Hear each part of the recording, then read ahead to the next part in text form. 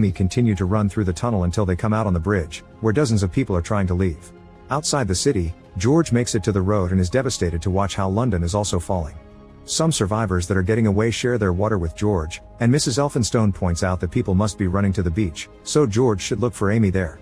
In the future, Amy receives a visit from a priest, who reminds him she's the only one with a living child and what a miracle that is. He also reveals a survivor has shown up at church asking for her, which confuses her because she thought all her loved ones were dead. After the priest leaves, Amy grabs George's letter to reread it. Back in the present, George helps a sick couple go down the road and together they reach the beach, where thousands of people are trying to escape on emergency boats. As everyone fights to get a spot, Frederick asks a soldier for an update and learns all government buildings have been destroyed. The army can't do anything because none of their weapons can damage the tripods. Amy wants to keep looking for George, but Frederick thinks the baby is the priority and forces her to leave on a boat. At that moment, George finds Frederick and hears about the boat, so he begins yelling her name. Amy immediately hears him and both of them jump into the water to finally reunite.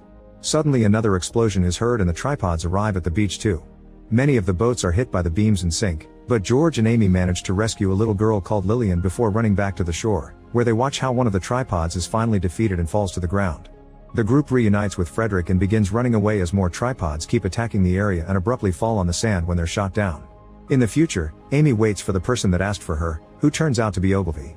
He had disappeared because he had been sick, and then he joined the government to help develop new weapons.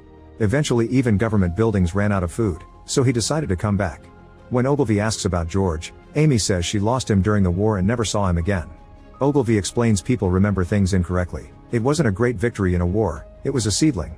His theory says the aliens used the black smoke to kill the planet and transform it into a new Mars. Considering how everything looks red, babies aren't born, and nothing grows on the ground except for those mysterious shards.